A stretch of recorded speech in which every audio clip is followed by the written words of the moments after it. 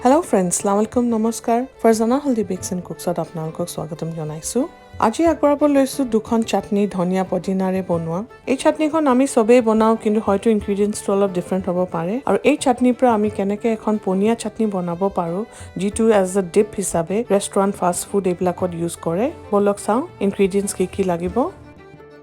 আমাক লাগিব এক মুঠা ধনিয়া পাত, এক মুঠা পদিনা পাত আৰু এই ধনিয়া পদিনা পাতখিনি ভালকৈ ধুই মেলি বাছি ল'ব। পদিনা পাতখিনি প্ৰথমে পদিনা পাতখিনি বছাৰ পিছত আৰু এবাৰ ধুই পেলাই ফুটা কেৰাহীত দি পানীখিনি যাবলৈ দিব।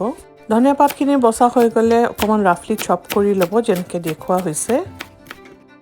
ধনিয়া পদিনাৰ লগত লাগিব আমাক নিমখ নিজৰ আন্দাজ মতে আৰু ইয়াত লৈছোঁ মই গুড়টো আপোনালোক মিঠাটো যেনে বিচাৰে তেনেকৈ দিব পাৰে। এই চাটনিখনত কিন্তু গুড়টো দিলেহে সোৱাদটো উঠে। আপোনালোকৰ যদি গুড় নাই তেতিয়াহ'লে চেনি ব্যৱহাৰ কৰিব পাৰে আৰু যদি আপোনালোক কেতিয়াও গুড় দি এই চাটনিখন বনোৱা নাই তেতিয়াহ'লে এদিন নহয় এদিন বনাই চাব, তেতিয়া বুজিব ইয়াৰ টেষ্টটো কিমান মজা হয় খাবলৈ।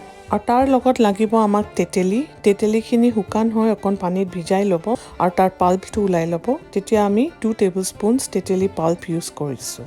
আৰু লাগিব 5-6টামান কেঁচা জলকীয়া।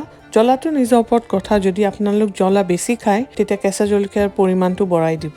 আৰু তাৰ লগতে লাগিব নহৰু 3 ফুটা। নহৰুটো মই দি এই চাটনিত ভাল পাওঁ, আমাৰ ঘৰত আমি এনেকেই চাটনি বনাওঁ আৰু বহুত মানুহে আদা নহৰু দুটা দিয়ে, কিছুমানে সুদা আদা দিয়ে। চ' এই আদা নহৰু কম্বিনেশ্যনটো নিজৰ পাৰ্চনেল প্ৰেফাৰেঞ্চৰ ওপৰত কথা।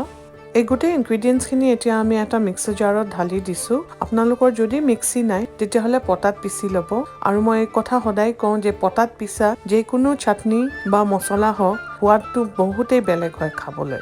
গোটেই ইনগ্ৰেডিয়েণ্টছখিনি মিক্সাৰ জাৰত দিয়া হৈ গ'লে এতিয়া তাত ঢাকনখন মাৰি পেলাই পিচি দিব। অকণ মিহিকৈ পিচিব লাগিব, তেতিয়া খাবলৈ ভাল হয়। দেখিছেনে ৰংটো কিমান ধুনীয়া ওলাইছে। এই মিঠা টেঙা জ্বলা ধনিয়া পদিনা চাটনিখন আলু চপ, ফুলৰি, চিঙাৰা, কাবাব চবৰ লগতে যায়। এই চাটনিখন স্বামী কাবাবৰ লগত খাই খুবেই ভাল লাগে। নেক্সট ভিডিঅ'ত আহি আছে মোৰ স্বামী কাবাবৰ ৰেচিপি, আপোনালোক নিশ্চয় চাব।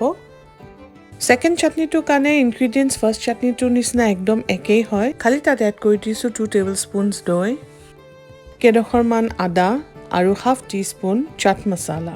এই গোটেইখিনি দি পেলাই এবাৰ ব্লেণ্ড কৰি দিব আৰু দৈটো দিয়াৰ কাৰণে ৰংটো পাতলা হৈ যায় আৰু জ্বলাটো অলপ কমি যায়। ল'ৰা ছোৱালীৰ কাৰণে এই চাটনিটো বিৰাট বঢ়িয়া হয় খাবলৈ। আশা কৰিছোঁ ৰেচিপিকেইটা আপোনালোকৰ সহায় হ'ব।